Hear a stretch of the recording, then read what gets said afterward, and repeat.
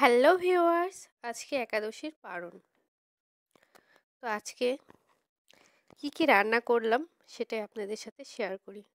নিরামিষ দিনে আমরা সবাই ভাবি কি রান্না করব, কি খাবো, এজন্য নিয়ে অনেক মাথা ব্যথা যে কিভাবে কি খাবো।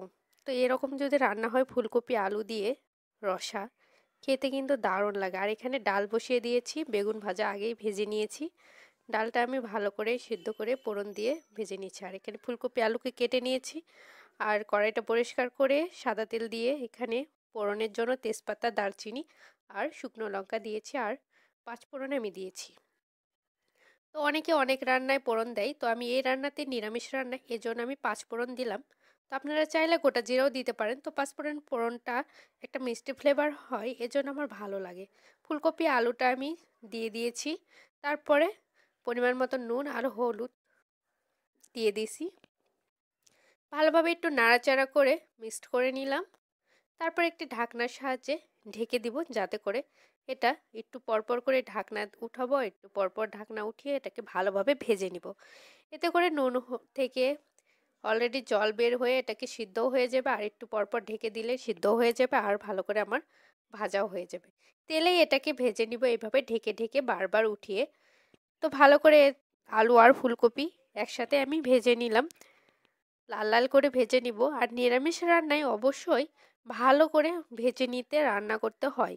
সব কিছু উপকরণ কি ভালোভাবে আমি ভেজে নিয়েছি। আর রান্না করার জন্য অবশ্যই লাস্টে ঘি ব্যবহার করতে হয় নিরামিষ যে কোনো রান্নাতেই, তাহলে স্বাদ কিন্তু দ্বিগুণ বাড়ে।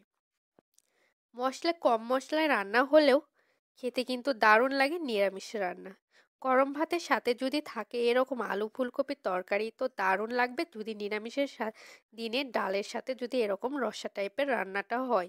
এজন্য আমি মশলাগুলোকে একসাথে গুলিয়ে নিয়েছি একটি পাত্রে। শুকনো লঙ্কার গুঁড়ো আর আদা জিরা পেস্ট ভালোভাবে ফেটিয়ে নিয়ে একটি পাত্রে, তারপরে ভেজে রাখা আলু আর ফুলকপির ভিতর দিয়ে দিলাম। দিয়ে ভালোভাবে একটু নাড়াচাড়া করে মশলাগুলোকে কষিয়ে নেওয়ার জন্য অল্প একটু জল দিয়ে দিয়েছি। জল দেওয়ার পরে ভালোভাবে একটু মশলাগুলোকে কষিয়ে নিব, যাতে করে আলু আর ফুলকপির ভিতরে ঢুকে যায় মশলাগুলো। অলরেডি আমার মশলাগুলো কষানো হয়ে গেছে, দেখতেই পাচ্ছেন একদম শুকিয়ে গেছে। ভালো করে একদম নাড়াচাড়া করে নিচ্ছি। নেওয়ার পরে ভালোভাবে একটু কষিয়ে নিচ্ছি। ভালো করে কষিয়ে নিতে হবে। আর নিরামিষ রান্নায় অবশ্যই ভালো করে কষাতে হবে। একবার আগে ভাজতে হবে তরকারি, আবার মশলা দেওয়ার পর কষানোর পর আবার ভাজতে হবে। তাহলে নিরামিষ রান্না কিন্তু খেতে ভালো লাগে।